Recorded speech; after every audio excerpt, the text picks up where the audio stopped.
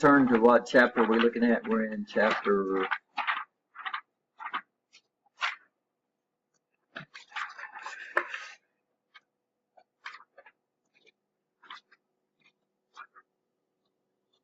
6.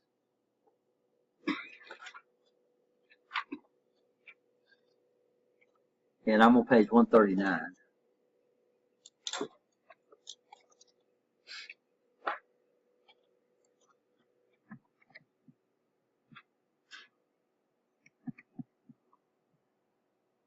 And I'll probably bring up a couple of PowerPoints. So what's the topic on page 139? Filters. And of course we know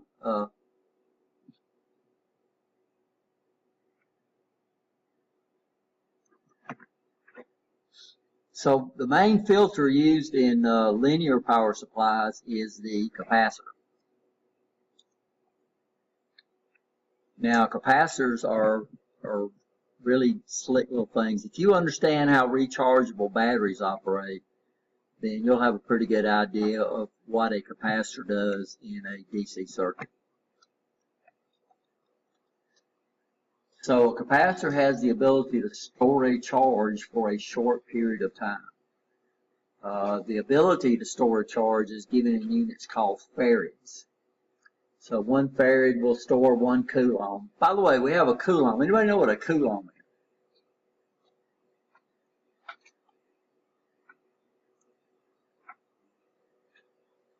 is? A coulomb is a measurement of a charge.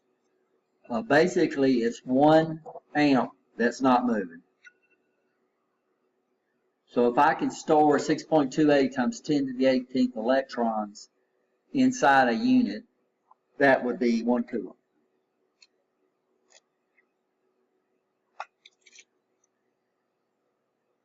You can think of a capacitor as a bucket. The larger the farads, the larger the bucket. Of course, a bucket holds water. Here we're going to hold electrons, or holes, depending on the capacitor. Are we okay? Anybody got questions so far? Yes or no? Huh?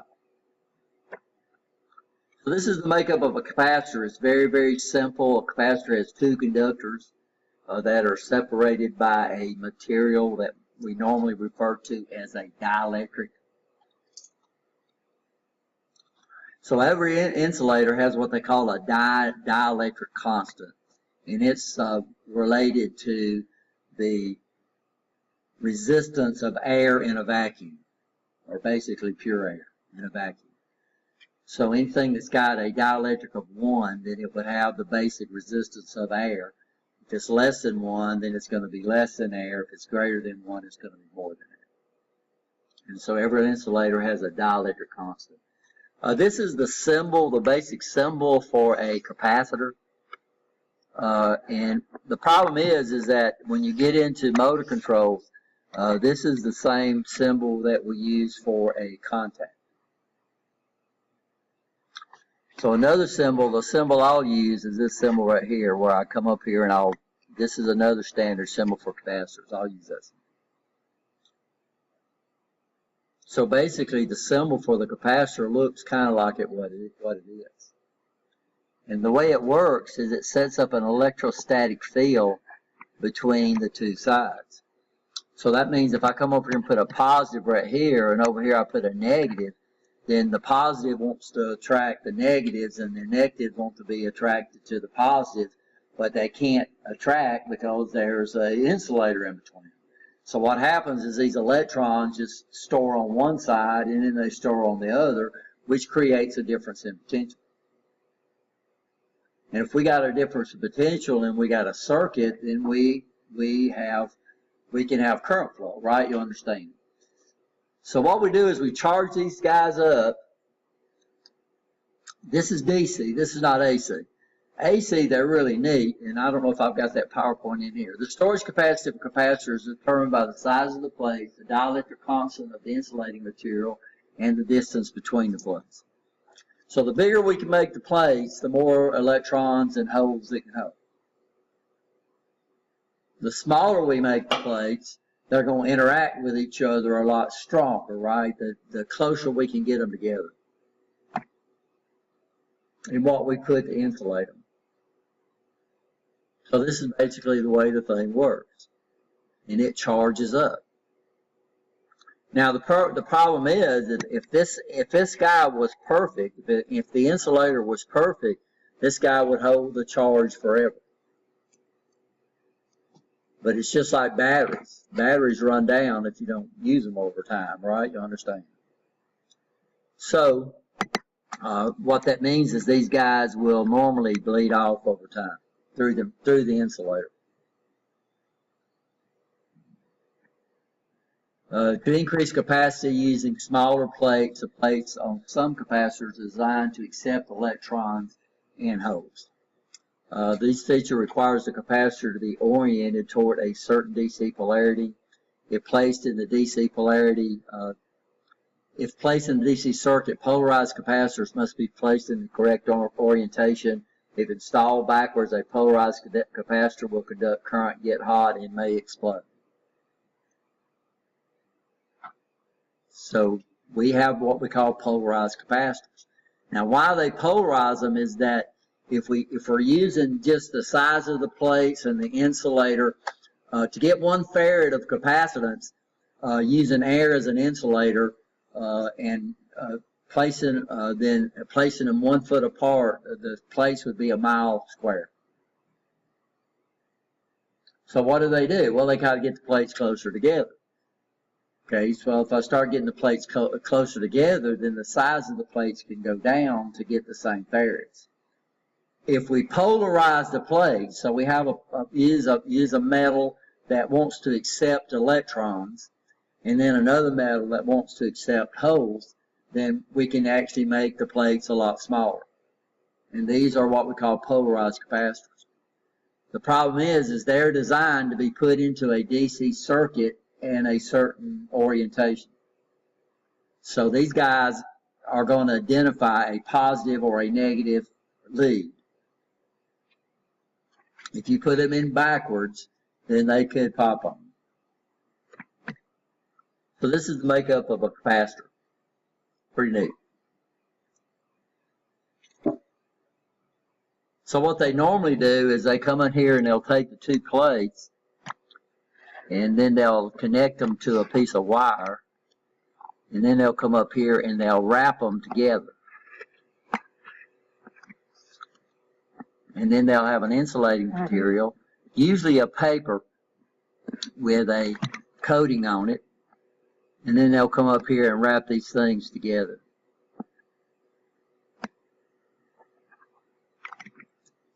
And then we'll have our 2 leads. And this is the way these polarized capacitors are usually made. Some are made a little different. So what happens is this allows us to get pretty good sized plates occupying, and you can see the layers right here. And they seal these things up pretty good. Usually they put rubber in on this side over here. Sometimes metal. We'll show y'all some of these. So these are different capacitors. Now capacitors are rated in 2 things. Well, actually 3. They're rated in a farads, which tells us their storage capacity. They're rated in volts. We have an insulator in there. There's no system, and the insulators are extremely thin. So eventually we're going to push current through the insulator. As soon as I do that, we got V times I, we got watts. The thing gets hot and it pops them. So one thing we don't want to do is we don't ever want to exceed what we refer to as the working voltage. So this guy could handle we could charge this thing up to a maximum of 25 volts. If we charge it up above 25 volts, it's not guaranteed not to explode or get hot and putch out. It all depends on how much resistance you get. So notice this guy right here. So this guy, I don't see. So this guy is 45,000 microfarads. By the way, capacitors are rated in 2 things. They're rated in microfarads and they're rated in picofarads because it limits the amount of listings that we'll have. So that means capacitors do not use correct engineer notation. Y'all understand that? Okay. Then we're rated in a volt, and then of course then we'll be rated as a tolerance. And they don't put the tolerance on the capacitors. You would have to look them up. You'd have to get that when you buy them. So this guy right here is what? This guy's 120 microfarads, but it's rated at what? 200 volts. This is 22 microfarads, rated at 60 volts. This is 3300 at 10 volts. This is 10, and I can't see the voltage rating on that, and they keep getting smaller and smaller.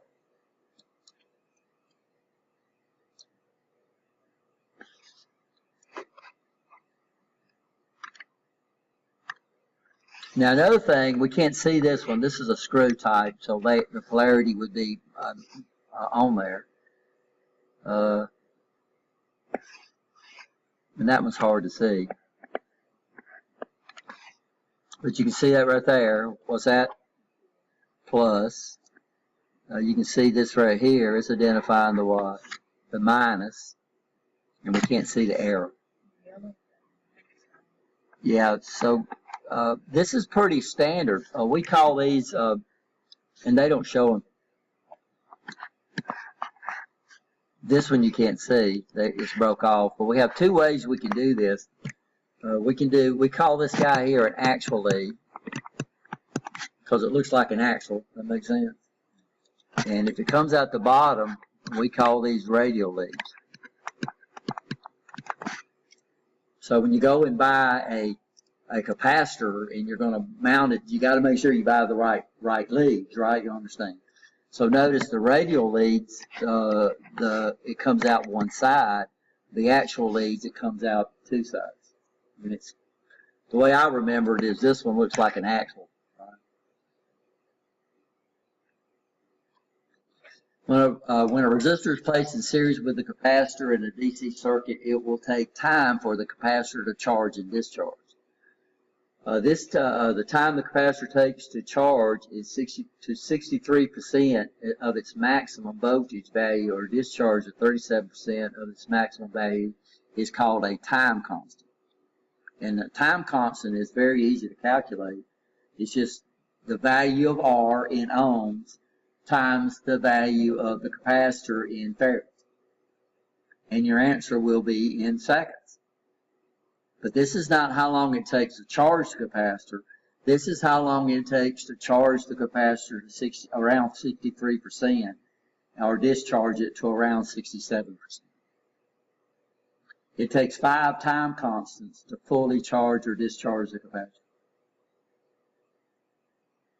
So the formula is real hard. This should be on your formula sheet. So time is equal to R times C. And what's R? Resistance in what? In ohms. C is the capacitance.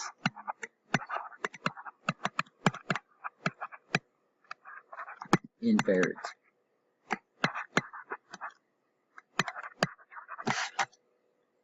And of course the 5 is 5.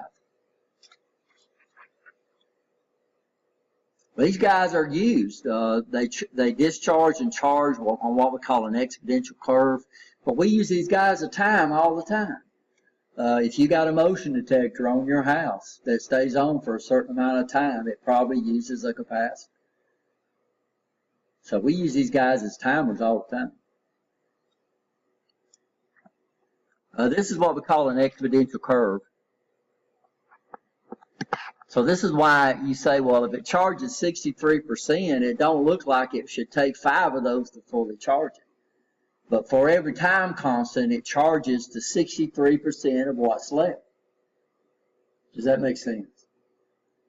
So here at 63% of our voltage, here would be 63% of what's left, 63% of what's left, 63% of what's left, 63% of what's left. So after 5 time constants, it's roughly 99%. Actually, the charge rate is natural logs times minus T over R, or time. It's R over C. Huh? What's that? R times C? Okay. Put it on there. It should be under filters, power supply. This is not the formula we're using. This is, we're going to rearrange this to solve for voltage. So this T is equal to R times C is not on your formula sheet, but it's going to be a derivative of this formula that's on your formula sheet. Because we're not going to use this. Because I'm not concerned with, I'm concerned with how much voltage this thing discharges over a certain amount of time. Okay, y'all understand? So this is pretty complicated. So this, according to this, the capacitor would never fully charge. But 99% is okay, right? You understand that? Any questions? So how long would it take this guy to charge? Well, here we come over here. We'll have to start off the capacitor's discharge. So I would say, okay, how long would it take to fully charge? So I'd come over here and I'd say, well, the time would be R times C times what? Times 5. So the time would be equal to 8.2K times C, which is 0.01 microfarad, times 5. So, huh? I came from this. This is the true formula using natural logarithms, e to the minus. So e, we have two types of logs we use to represent numbers.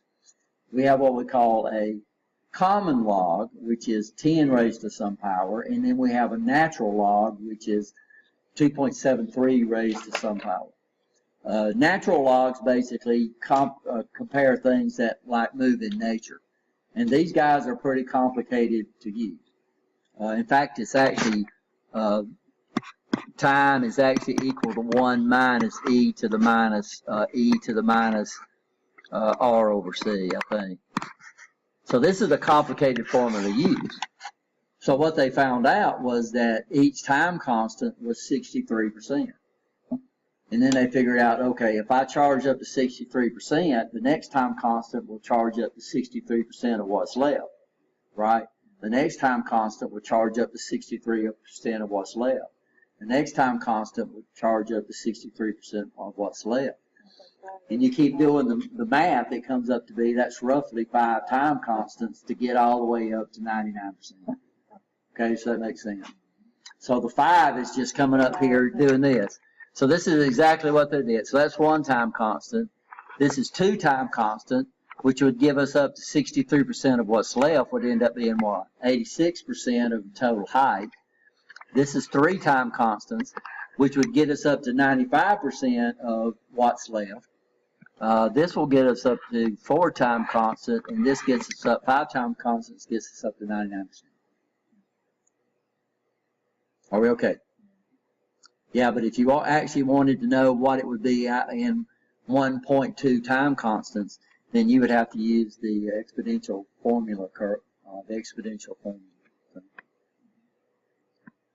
which is pretty good. And this is no matter what capacitor you got, right? You'll understand. It's just the smaller the capacitors, the time constant goes down. If the bigger capacitors, it would come up. But after 5 time constants, it doesn't make any difference what size the capacitor is. It would be fully charged. Or we consider it fully charged. So what y'all got, guys? I don't have my calculator out here. I was using it to calculate graves.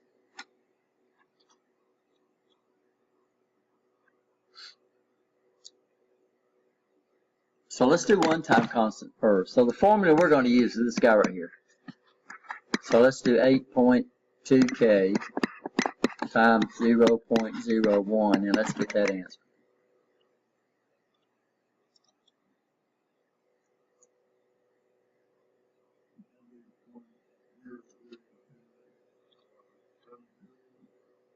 Oh, yeah, this is micro. I don't know.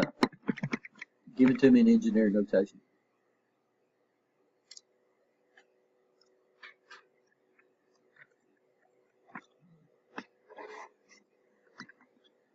So what we got? We got 8 point, what's the 8 point what? 8.2K times 10 to the third times what? 0.01 times 10 to the minus 6 equals that. So that'd be 82 microseconds. Did I do okay? Everybody okay so far? Now this would be one time constant. Y'all looking at me kind of funny. Did I do something wrong? 8.5 times 10 to the third, right? Oh, okay. I did it right the first time. 8.2 times 10 to the third times 0.01 times 10 to the minus 6 equals that number right there, which is 82 microseconds.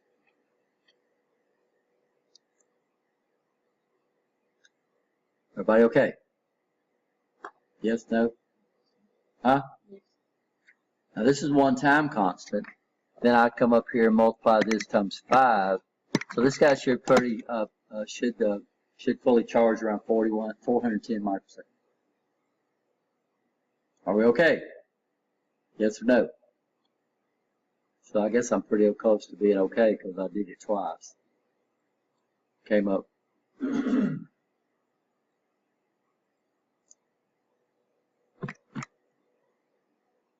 Any questions? All right.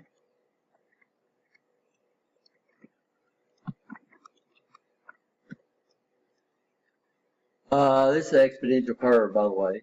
So what would be the time constant for this guy? This is kind of, oh, this is a discharge. So this is what we're doing. So I got the capacitor charged up to 10 bucks. And what's it waiting on? Well, it's waiting on me to close this switch, right? Y'all understand that?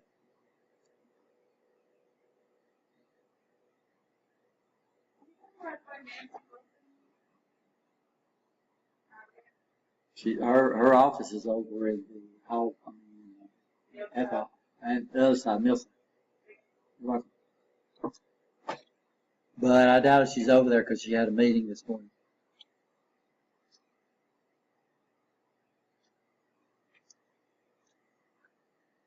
So how long would it, one time constant, what would it be, and fully discharged, how long would it take?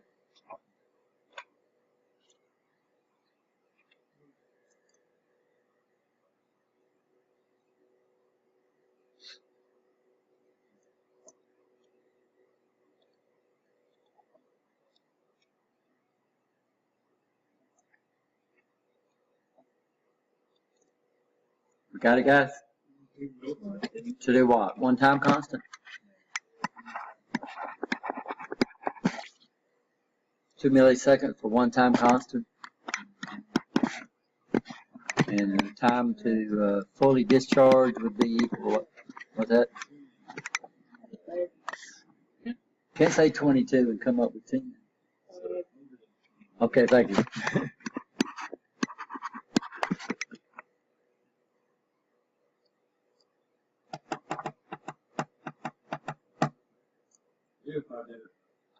So we use these a lot. We use them sometimes to provide power for a short period of time. If we have a power blink, right? You understand?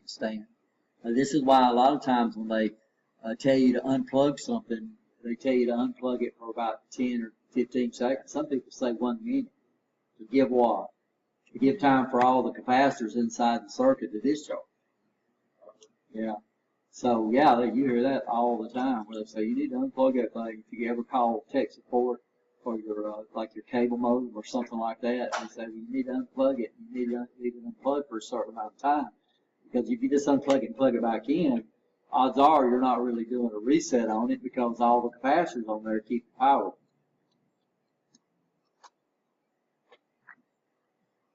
This is what they call an exponential curve. So if you've got any capacitor, you know, if you know what time is, then this would be 100%, this would be time. You know, you could plot that thing on this exponential curve and you could come up with anything you wanted to, which is pretty neat. And that's what that is. So think about it. What we're going to do. So what's the makeup of a standard power supply? First of all, we're going to come off here, and most of the time we're going to go to a what? Yeah, transformer. We don't have to. What determines that is what voltage your load needs, right? You understand that. What voltage your load needs. Then what we do is we come up, and what are we at now? We're running through a what? We're running through a rectifier. What does the rectifier do?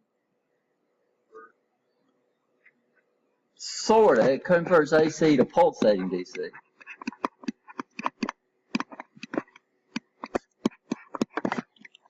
That was our own Siemens test, by the way.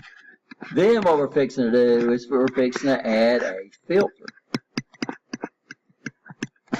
which is one of the primary functions of a capacitor. It filters. Now, what do we mean by filters?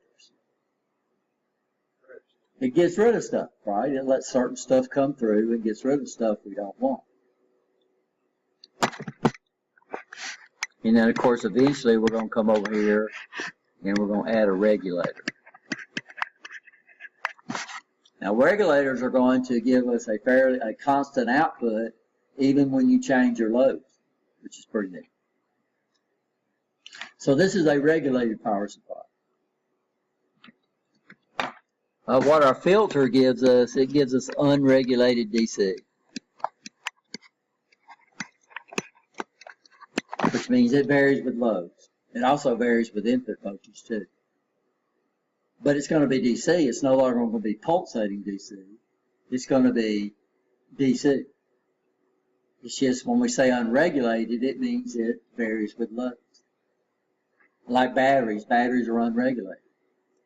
So you can put, like I told y'all the other day, you can go out there and put a meter on the battery of your car without your alternator running, and turn on your lights. What will the voltage do? It'll drop down. And the more loads you put on it, go in there and turn on your radio, the voltage will drop down because it's unregulated. So the outputs of batteries are unregulated. But your car alternator has a regulator on it. So where are we at now? Well, we went to here, right? Then we went to where? Here. So where are we at now? Right there. Now the primary filter in a linear power, we have two things we use as filters. We use capacitors, and we use something called inductors. Capacitors store charge using an electrostatic field.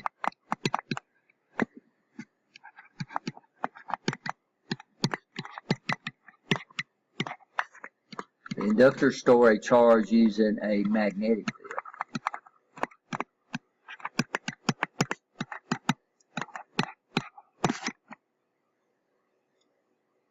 Capacitors or inductors are just opposite of each other. It's kind of like when you was in DC, you went from series circuits to parallel circuits. Those suckers are just opposite of each other. So everything you said about a series circuit, you reversed it when you said a parallel circuit. So normally we put capacitor filters in parallel with the load. So what do you think we'll do with inductors? We'll put them in series. Now, why inductors are the predominant filters used in switching power supplies. Capacitors are the predominant filters used in linear power supplies because they're so much cheaper.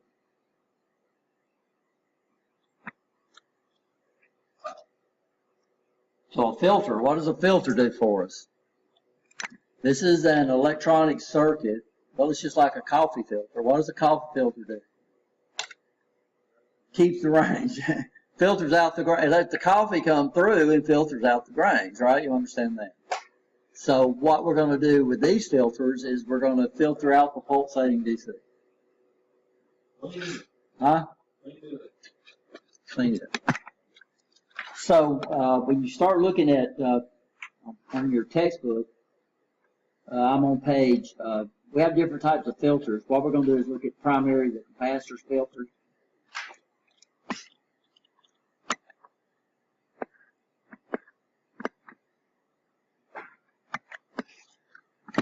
So we'll come over here and we do what? We'll have a what? Well, a plug, polarized. Then we're going to come up to a transformer.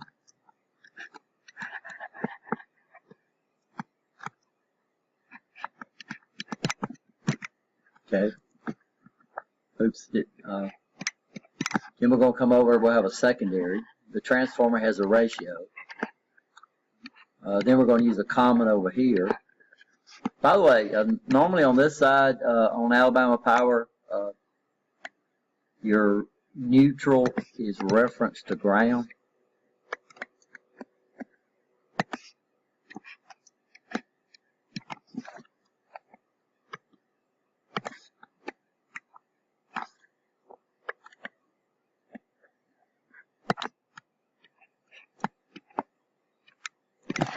So if your neutral is referenced to ground, why do we run a ground? To power plugs and everything.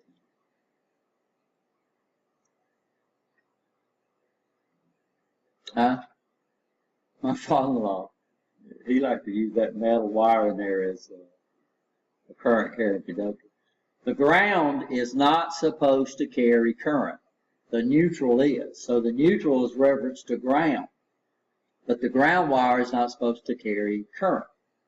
So if you get between ground, if you get between something hot and ground, then that's a high potential of electrical shock, right? You understand? If we get a short circuit, then it'll short to ground and cause the breaker to pop. So grounds are for safety.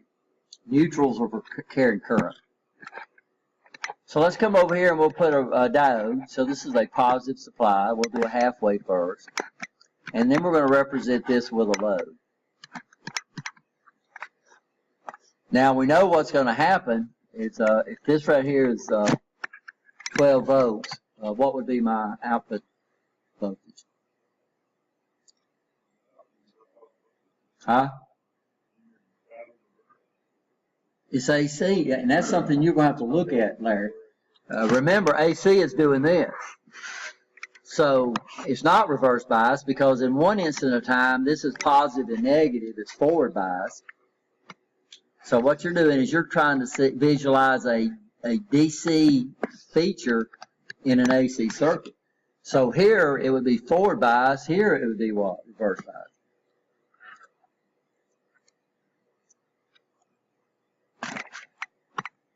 So guys, come on so we can take a break. So V peak would be equal to 12 divided by 0.707. What does that give me?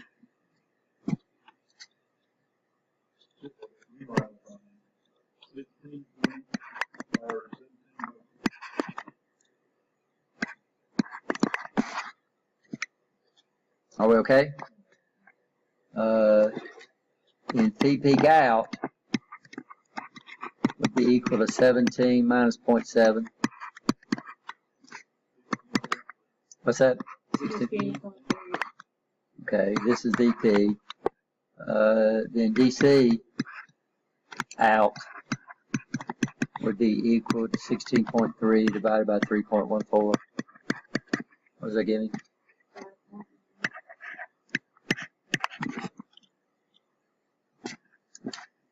Now, if this is a 1K resistor, then my I of the load would be equal to 5.1 milliamps. And the power would be equal to 25 milliwatts, around that. Okay. But what we're going to do, so this right here is positive, right? You understand that? Is everybody okay? We determine the polarity by looking at the diode. We see what it's pointing toward the source, and that sets the polarity out. So what I'm going to do is I'm going to come up here and I'm going to take a capacitor and I'm going to put it right there.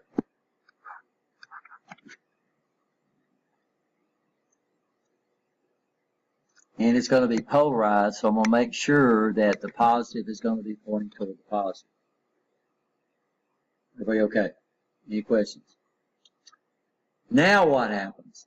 So what happens originally, if we was looking at the output with an oscilloscope, it comes up and does here.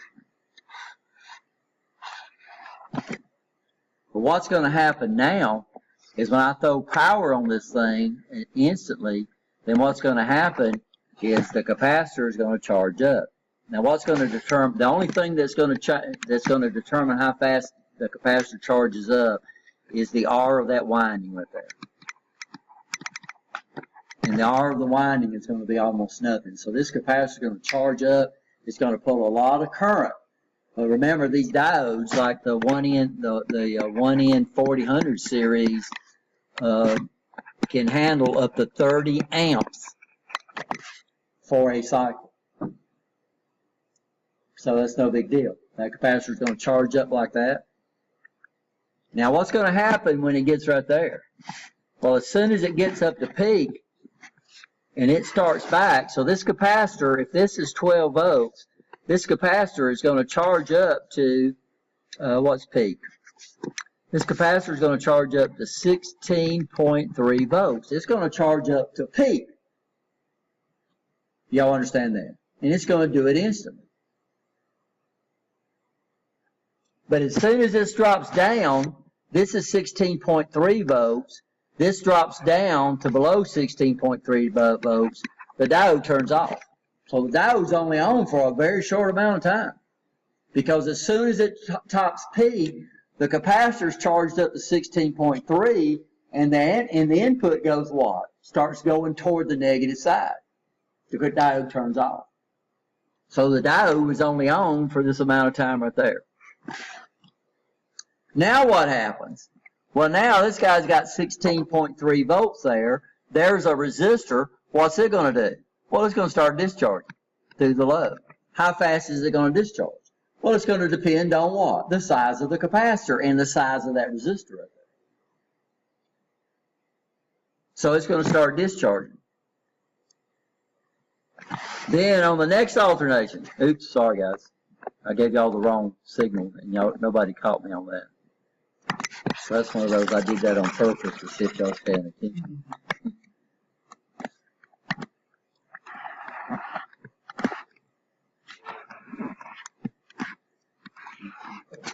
Yeah, this is halfway. So the diode charged, the capacitor charged, and then as soon as this started down, what happened? The diode cut off and the capacitor started running the load. Now how long is it going to run the load? Well, it's going to run the load until the diode forward biases again. And then the diode will only be on this thing right here. Okay, so the diode conducts, recharges the capacitor, and then what does it do? Then it runs the load again. Then it's going to do what? It's going to charge up, then it's going to do what? Then it's going to run the load again. Everybody understand? So what are we going to get out now? Well, what we're going to get out now is we're not going to get this, we're not going to get that, we're not going to get this, we're going to get this, and this right here is 0 volts. And we'll never see this because we'd have to be on there the first time it charges up, right? You understand? So how long is the capacitor going to have to run the load? The capacitor is going to have to run the load. If this is 60 hertz, the capacitor is going to have to run the load for approximately 16.7 milliseconds.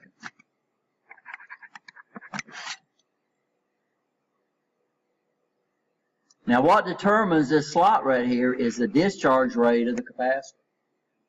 And we don't have to worry about fully discharging the capacitor because the capacitor is never going to fully discharge if we use the right capacitor. But this is going to be a ripple voltage. We call this a ripple voltage. Should be running at 60 hertz, 16.7 milliseconds per pulse.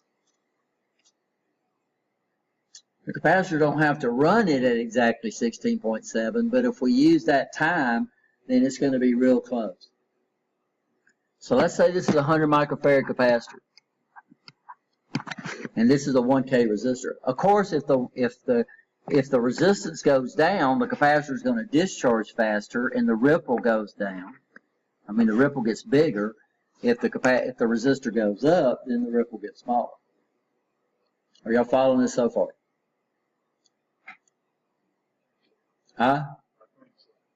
Pretty neat. But it's going to be unregulated. So if we vary the load, if we put more current load on it, the output voltage is going to go down. If we put less current on it, the output, less current load on it, the output will go up. Now, where's my average DC going to be at?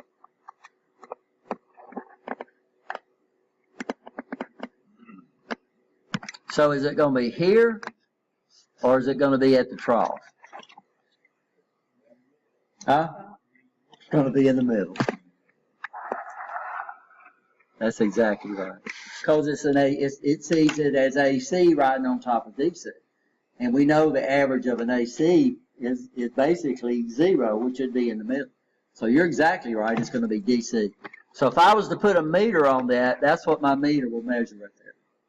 It's going to measure right down the middle of that thing. So if I can calculate this, by the way, y'all need to understand this. This V peak over pi and this 2V peak over pi just went out the window. We just threw those formulas away. Because these guys never go to 0. So the V peak over pi and the 2V peak over pi work with pulsating DC. We're charging the capacitor up to what? To peak.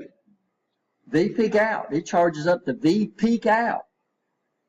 So you notice my output voltage is going to be relative to V peak out. It's going to be less than V peak out, but it's never going to go to ground. So when we start talking about filter power supplies, these two formulas right here are gone. Those only work on unfiltered power supplies. Y'all understand that? Okay, guys, y'all take a break.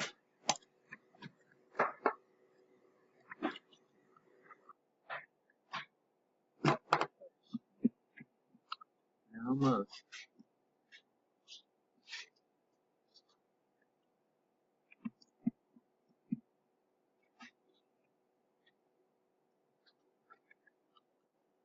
So the capacitor quickly charges at the beginning of the cycle and discharges to the load after V peak is reached, right? The variations in the load voltage due to the charging and discharging is called a ripple voltage. The smaller the ripple voltage, the better the filter. So this is what we got. Everybody okay so far? Are we okay so far? Now, of course, the advantage of full wave over half wave is we'll get a higher voltage with the same size capacitor. Because why? So on this one, the capacitor has to run the load for about 17 milliseconds, 16.67 milliseconds. Here, the capacitor's only got to run the load for 8.3 milliseconds. They're half the time. And of course, our average DC is going to be where? Well, our average DC is going to be down the center, guys, right here. So if I can calculate this, the ripple voltage, the peak-to-peak ripple voltage, then that means we could calculate the output voltage.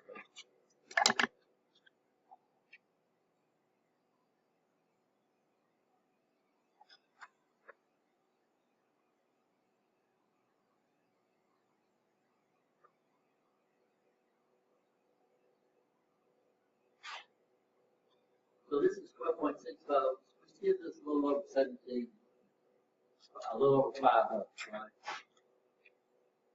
So this is my circuit. So here's my full wave rectifier. Here's my transformer. It's out of the way a little bit. I'm using the two sides, so I'm getting the full voltage, 12.6 volts. Of course, we know it's a little higher than that. Here's my 4 diodes hooked up. Here's my 1K resistor. And when we look at the oscilloscope, this might be upside down or sideways. This is full wave, right? Okay. Now what I'm going to do is I'm going to come over here, and as soon as I find my capacitor, which I've lost again,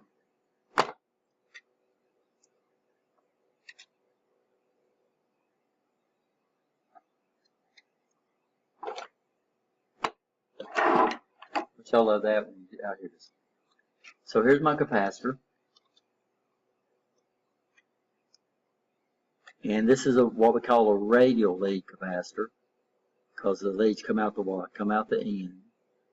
And you can see what they got. Down this side right here, they got a stripe identifying the negative lead, which means this lead right here is a negative lead.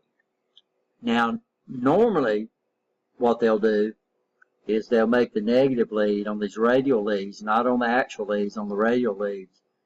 They'll make the negative lead shorter. Can y'all see it shorter? Huh? Yes or no? Okay. But you need to check on that. That's not a standard. That's just normally. They will mark the lead, and the problem is when you solder it in and you cut it, and that feature is gone, right? You understand that? So what I'm going to do is, this is the negative on my power supply. This is the positive. So I'm going to come over here and take this, and this has been run over. Golly, I hope it works, guys. And I'm going to put it in parallel with the load.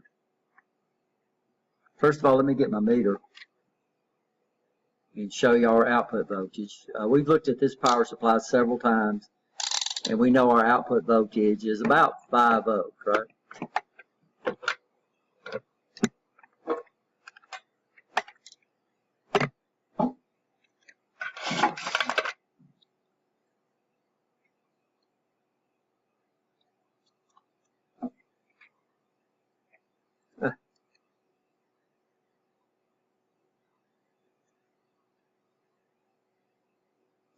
Oh, this is full wave. Let's recalculate it for full wave. It's twice. So we got about 5 volts for half wave, so that'd be about 11 volts for full wave.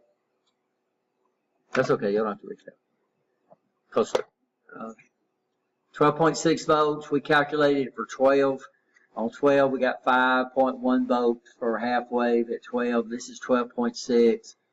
So if we double the 5, that gives us about 10, but it's actually 12.6, so that gives us about 11 volts. So I'm going to come up here, and here's my meter, if I can get it up here at the same time. Okay. It's going to be hard to do, guys. So I'm going to measure across my resistor. My resistor pulled out.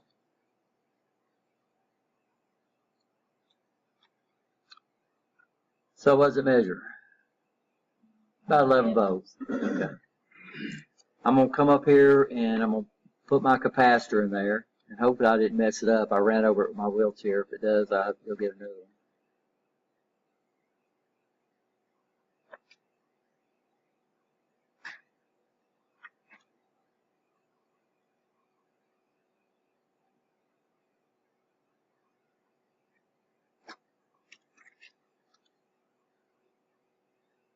This is another one, but it's, see them, they identify the negative lead.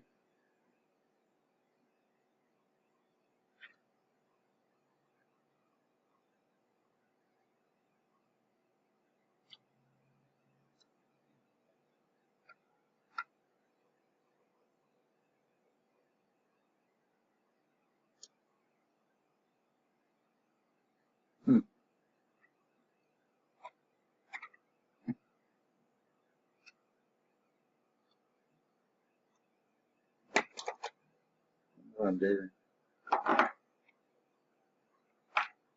Oh, I know what happened. Nope.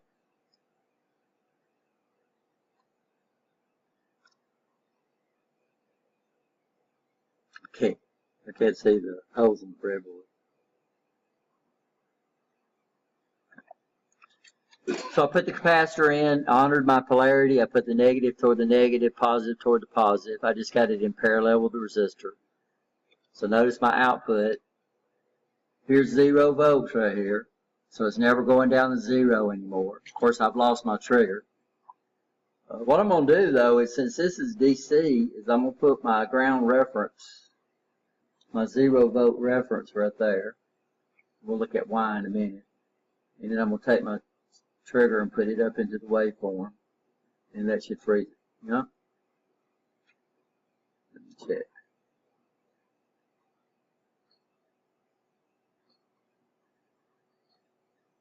Looks like it's going to need a little more voltage to trigger.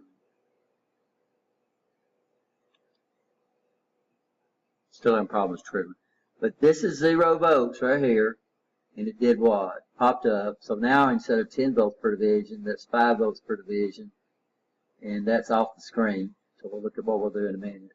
Let's see if we can trigger it now. Okay, so now it's triggered. So this is 0 volts right here. Okay. Okay. So let's measure and see what we got out now. So we should expect it to go up, right? Quite a bit.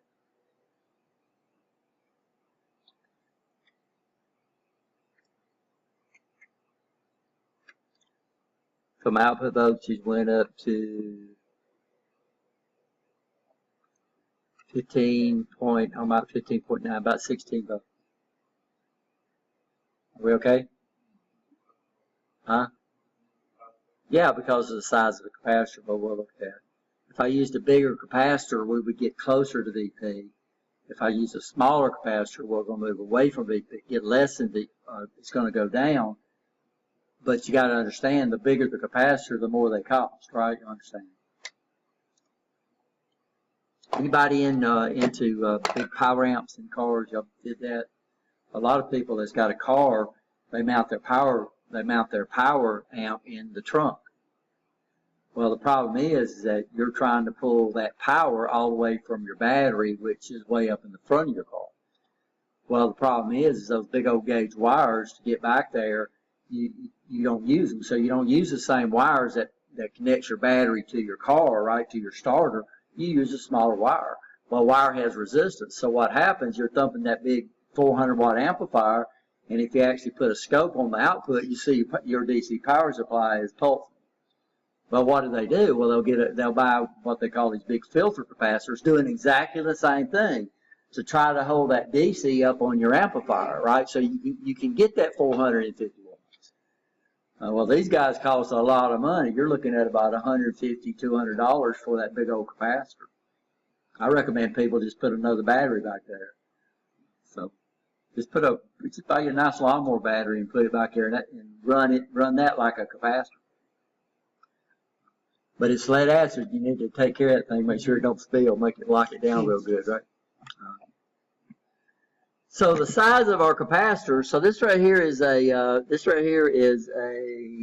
if we can find it. I'm gonna pull it out. This right here is a 22 microfarad, 35 volts. So we needed to really look at that. So don't just go out and grab a capacitor, because if I went out and got a 100 microfarad 10 volt capacitor, that sucker could have just popped on me, right? You understand? So make sure, it's just like if you choose the wrong size resistor, you could burn it up. So it doesn't hurt to have a bigger working voltage, a lot greater, probably double of what you got. And we rate these things at V peak, right? Or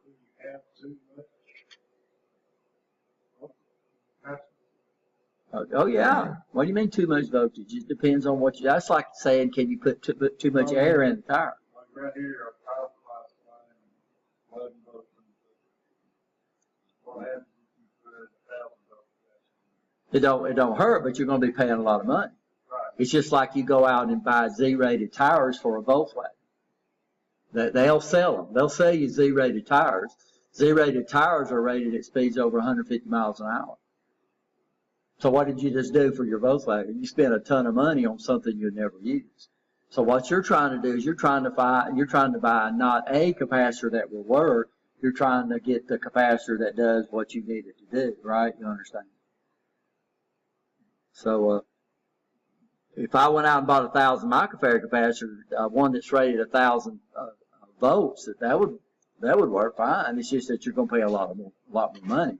So a 22 microfarad 1,000 volt capacitor, because it would have to be a lot bigger, because they're going to have to get the plates further apart to keep it from arcing through. It's going to cost you a lot more money. It's a good question. Any more? Yeah, but we're okay. 35 volts. This is well within our limits. By the way, you look at V peak, and then you usually double that. So V peak, we had what? About 17 volts. Then we double that. So yeah. So this guy should work fine. 35 volts, it should be right there. This would probably be the minimum that you use. And if you put it in there backwards, so when you start dealing with polarized capacitors, then you have to make sure you honor the polarity in a DC circuit, right? AC circuits don't really make much difference because AC has no polarity. But DC, you got to really be careful. And this is definitely a DC circuit. I'll show y'all a video where guys deliberately blow capacitors up. They deliberately. And one of the ways they do it is do what? They exceed the working voltage and they put them in backwards. And in both situations, they blow up. And when these things blow up, they're real cute. First of all, notice this top is nice and flat. So look at this thing. If this thing is pulsed out, or if it's convex, then that means that capacitor's got hot and it's probably bad. Capacitors do not get hot. Capacitors are not supposed to get hot. They're supposed to be the same temperature as the ambient temperature. So if you got a capacitor that's hot, it's definitely what? Bad. And if they get hot, they got no place to go. So what will happen? What happens? You got a paper in there. It's coated with a dielectric. It's got kind of a liquid in there. What happens to things when they get hot? They expand. They got nowhere else to go. So what will happen? These things will pop on you. We say pop, but man, a lot of times it's like an explosion. So what determines the size of the capacitor? Well, it's just a derivative of this formula. I'm trying to take a formula that we just looked at and solve for volts. So we'll never use the 5 time constants because it never discharges the 5 time constant. So what we're trying to do is calculate that from this formula right here. T is equal to R times C. And I'm trying to get V into this formula. Is there any way I can get V into that formula?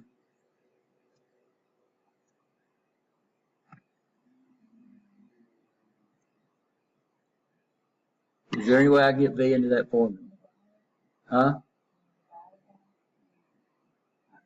Well, C, we have no problem. Let's look at R. Ohm's law. Ohm's law says that what? R is equal to what? It means it's equal to. If two things are equal, it means it's like I can spend 4 quarters. Oh, that's $1. Well, I don't have $1. But you understand 4 quarters is equal to a what? $1. So that means you can substitute 4 quarters for $1. You can substitute 10 dimes for a quarter because they are equal. So that means I can change this formula to say T is equal to V times I times C.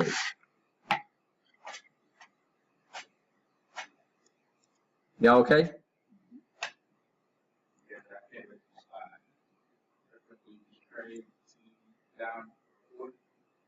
What's that? I said for $1. That's that. Okay.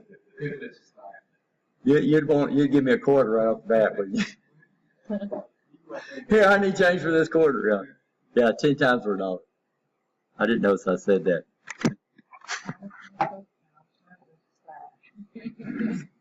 Silver banner was nice. No, y'all did. Yeah. So notice what I did. Now what do we need to do? We need to transpose this formula and solve for V.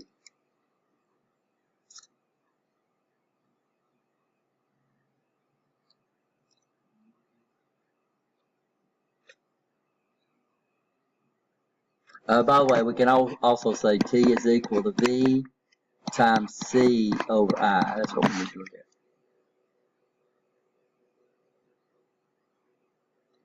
Of course, I did that right. So T is equal to V times C over I.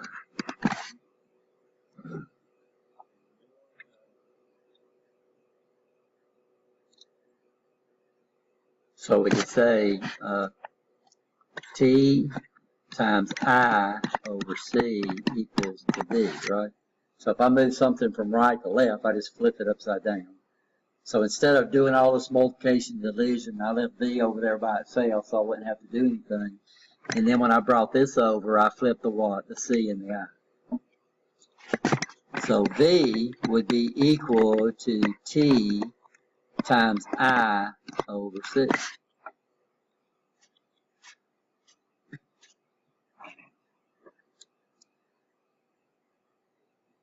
So what I have to do for full wave, for half wave, the capacitor is going to have to run it for what?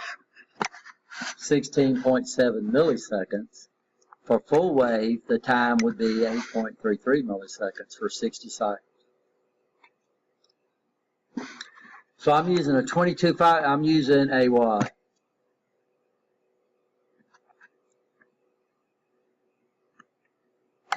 So first of all, we need to calculate I. Normally when we calculate I, we know that I is through the center. Okay, y'all understand that? But we don't know the center, that's what we're trying to calculate. So what we'll use is to calculate I is we'll use VP. It's going to make us off a little bit, but still it's going to be close enough. So I of the load, this is going to be average, would be, what was VP? So let's start from scratch and see how close we get. I've got a 12.6 volt transformer. I'm running this into a full wave bridge rectifier.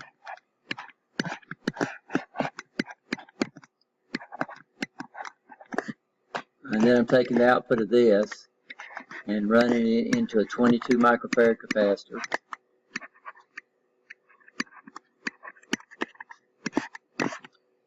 Into a 1K load.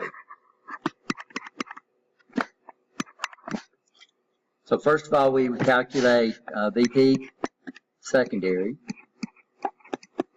So VP secondary would be 12.6 divided by 1707, 17.8. Then I'd calculate V peak out would equal to 17.8 minus 1.4.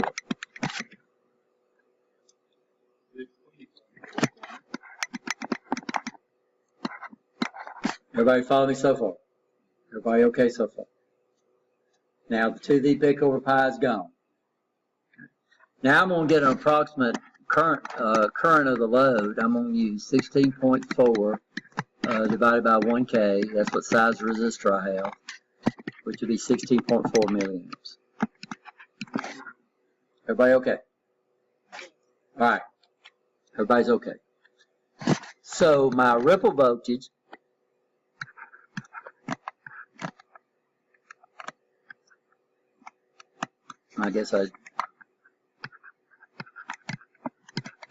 is going to equal to, what did we say? T, which is what? 8.3 milli times I, which is 16.4 milli, divided by 22 micro. And this is an approximation.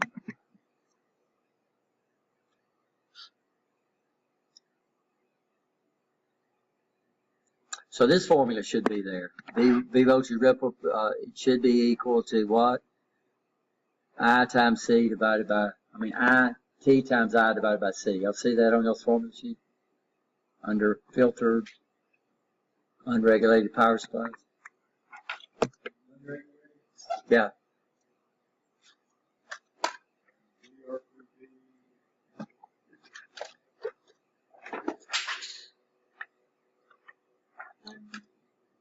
I don't have my formula sheet.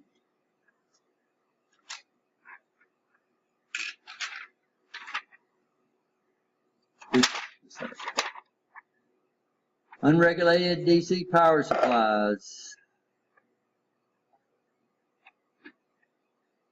Unregulated filtered on the right side.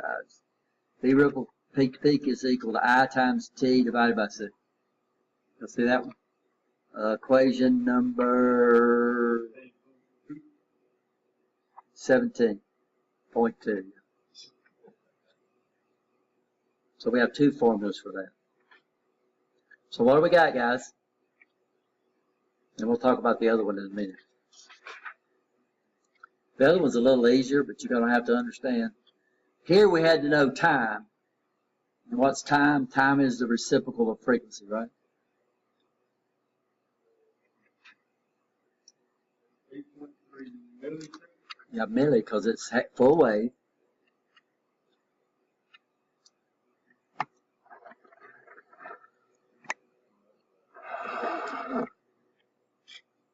So you have to know the time, and what we're doing is we're calculating the time the capacitor has to run the load. So what we got? What's that?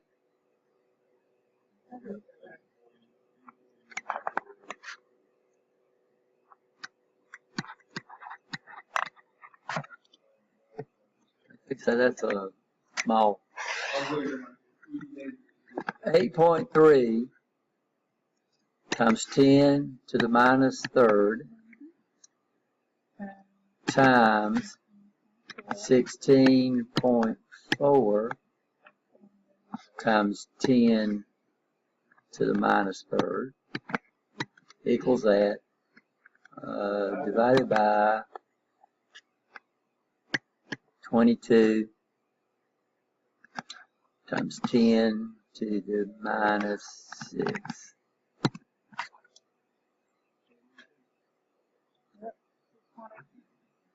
That's volts, though. That's not millivolts. That's volts. Huh?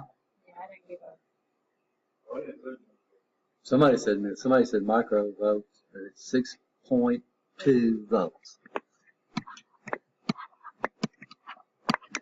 So that means the size of this thing right here is equal to approximately 6.2 volts.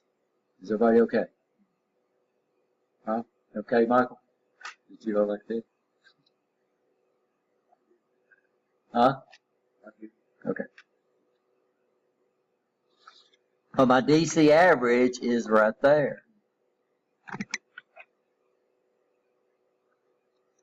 So what would my DC output be? My DC output is going to be V peak out minus V ripple peak peak minus ridge divided by 2. Do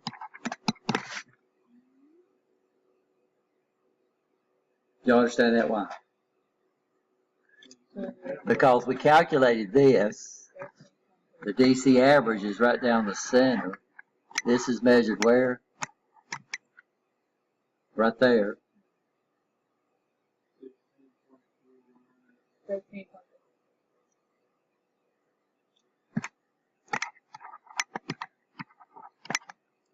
13.3 volts.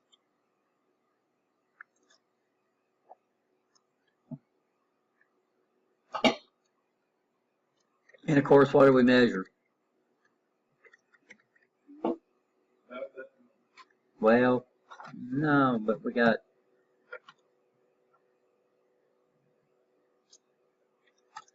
it's going to be close.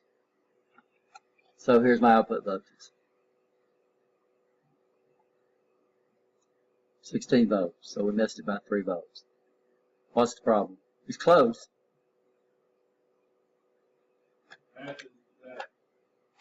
Yeah, first of all, we use 12.6, and we know for a fact that this transformer puts out more than 12.6, right? You understand? Plus, when we calculate our current, we use V peak, and we know the current's not quite V peak. So that's why we did. But it was close enough for us to watch. So we should expect an answer that's greater than what we calculated. But still not bad, right?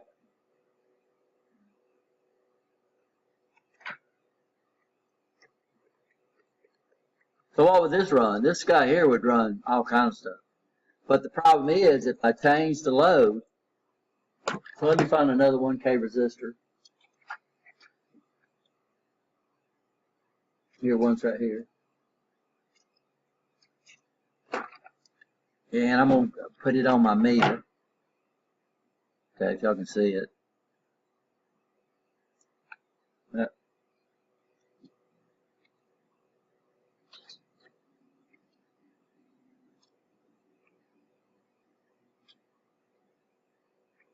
So this is our load. It's measuring what? About 16 volts. Oh, let me get my. I'm trying to do it so I don't get reflection. Figure out where I'm supposed to go with it. I know it's upside down, guys. Here I'm going to put a resistor in parallel. And what? Okay. Okay. So here I'm asking for more current. Y'all see that? So this is what we mean by regulated, unregulated. So if the load changes, the output voltage changes. Right? You understand that? And you can see what's happening on my scope, which is upside down, but this is okay. So here I come. Here's my ripple voltage right here. Y'all can see it. I'm going to come up here and put the resistor on there. What happened? My ripple voltage went up because the current load went up. If the current load went up, then the ripple voltage goes up and my average DC goes up. By the way, what we need to do is we need to be able to measure this ripple voltage. What do we calculate? We calculated 6 volts peak peak. The problem is I have my zero set way down here. So that way, but as soon as I come up here and do this, now where's my ripple voltage? Well, my ripple voltage is up here somewhere. Now what we have is we have an AC component riding on a DC signal. So this is where I'm going to come up here to channel 1. And right now we have it on DC coupling. Can y'all see that? So this is direct coupling. It's not DC. So direct coupling lets both the DC and the AC come through. What I want to do is I want to block the DC. So what I'm going to do is I'm going to come over here and I'm going to put mine on AC coupling. Now what just happened is the DC is still there, but my scope is no longer seeing the DC. So I'm going to come over here and I'm going to put it back in the center. And now I can come up here and I can measure the peak-to-peak voltage of that. Of course, we need to trigger it. That's just my ripple voltage. But that's what we tried to measure. So we calculated 6 volts, and for some reason it don't give it. I have it on 1 volt per division. We calculated 6 volts, and we're actually getting 1, 2, 3, 4, about 5 volts. So our ripple voltage calculation off a little bit. But not too much, right? You understand? So this is the way we would have to measure the ripple voltage. I can measure the time, and this is the problem we have. So it's real easy for people to pick up that half wave is equal to the input frequency, and full wave is twice the input frequency. So this is where that other formula came from. So I know that, hopefully you know by now, that frequency is equal to 1 over time, and of course, whatever I said time, and frequency is equal to 1 over time, and time is equal to 1 over frequency. So if time is equal to 1 over frequency, then I can take frequency and substitute it into that formula. So we know that V ripple peak to peak is equal to what? T times I over C. But time is equal to what? 1 over F. So V ripple peak to peak would also be equal to what? I over C times frequency. Which to me, that's easier to remember. Because full wave is what? Twice the input frequency. Half wave is what? Half wave is the same as the input frequency. So here, let's see if we get the same thing. So I come over here and I say, V ripple peak peak would be equal to, what's my current did we get? Yeah, 16.4 milli. I'm going to divide that by the size of my capacitor, which is 22 microfarads. Or you don't put units in your formulas.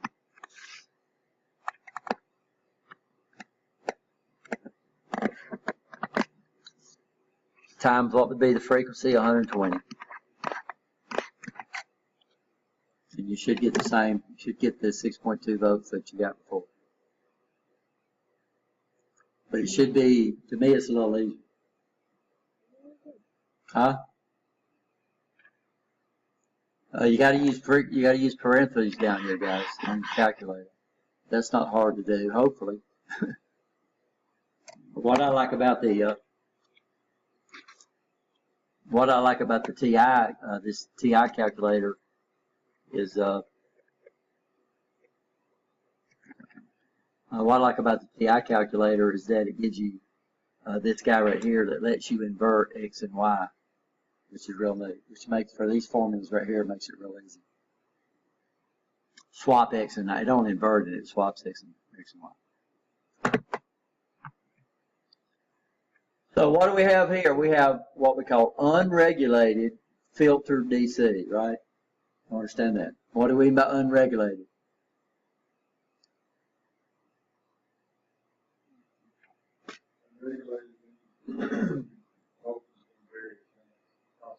Yeah. By the way, capacitors, there's your formulas, by the way, but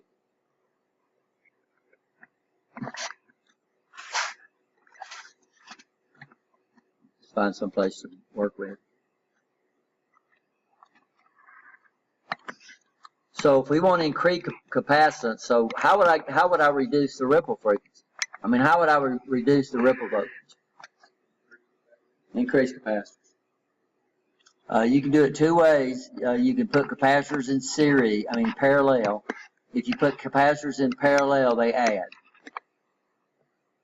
If you put capacitors in series, that's 1 over. You use the same formula. So would you ever put enough capacitors where it's above the peak voltage? How? I'm scared you would put a higher rated, or I guess whatever charge would. That's exactly, you answered your question. It can't be higher than peak. The capacitor only charges to peak. So you'll never have a voltage higher than peak, and you'll always have a ripple voltage. But what we're going to do later on, guys, is when we regulate, we're going to regulate down in here. So as long as I don't keep my peak from getting down into my regulated voltage, that's what we're going to do. So my regulator would regulate down in this good part down here. We'll look at that later on. That'd be how the RMS. It'll be whatever you regulate at. So if you got a 5-volt regulator, it's going to regulate at 5 volts. But what we need to do is make sure we have enough unregulated DC over the range that the power supply is rated at, so that ripple voltage doesn't get down into the regulator. So we'll always regulate on a voltage that's less than ripple peak. We'll look at that later on. So we're almost there. So this is filters. So we come in with a power, right? Then we do what? Then we usually go through a transformer, but you don't have to. Like we looked at some of them voltages that was rated 200-300 volts. We had a 0.1 microfarad capacitor that got thrown away that was rated at 66,000 volts. It was one that the power company uses. And it was a big old thing, oil-filled capacitor. We had a guy in here that was a PR guy, and he didn't like to keep things that looked old. I came in one Saturday, and he had the crew down there throwing stuff away in the motor controls lab. He threw everything away that looked old. Wow. But he was the boss. What can you do? Yeah, I mean, he got rid of a lot of nice show and tell stuff. Okay. So this is filters. So inside your formula sheet, you're moving down into the second section there. I mean, it's so to the right of unregulated power supply. So guys, how would we calculate, if I knew this, how would I calculate the size of the capacitor?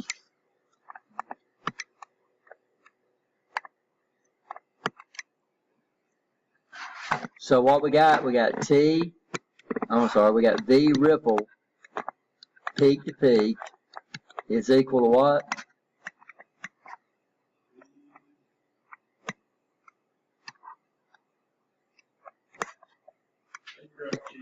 I over what? C times F, or FC. So how would I calculate if I'm going to build a power supply? First of all, you got to know how much ripple peak to peak you can handle. So it would be a very easy. So C would be equal to what? All we have to do is swap places, would equal to V ripple peak peak times the frequency. So if I say, okay, I need 3 volts peak to peak, a ripple peak to peak. Oh, I know what current I'm trying to design my power supply to deliver, and this would give you the size of the capacitor that you would have. And what you do is you always round up. So no matter what capacitor you come up with, you always round up to the next standard size. Is that formula in there? C is equal to 1 over V ripple peak to peak.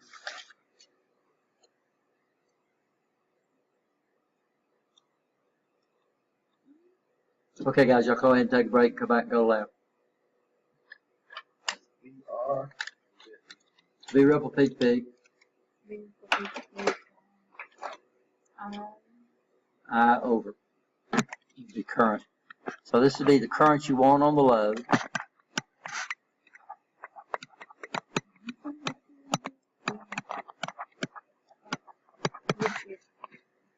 That would be the desired current that you want your load to do. Minimum. Yeah, that would be the minimum capacitor you'd use. So that would be the minimum you'd ever use. But what you do is you'd actually round up. Y'all got to understand, they don't make capacitors anything you want, right? You understand? So what you have to do is just like resistors. When you calculate a resistor, if they don't fall onto a standard resistor, you need to choose a standard resistor. You could use a rheostat, but a rheostat might cost you $5 or $6. A standard resistor, standard quarter watt resistor, costs about 7 cents. So you can get any size resistor you want if you use rheostats, right? You understand? But the problem is that it's going to cost you a ton of money. So an engineer, when they're designing this stuff, they calculate a perfect resistor and then they choose one of the standards. And as soon as they choose a standard, it means that their calculations and their circuit are not going to be exactly the same. So capacitors come in standard values. So that means you calculate a capacitor and then you choose one that's bigger. That makes sense? So here you'd always go up to the next standard value. Okay, guys.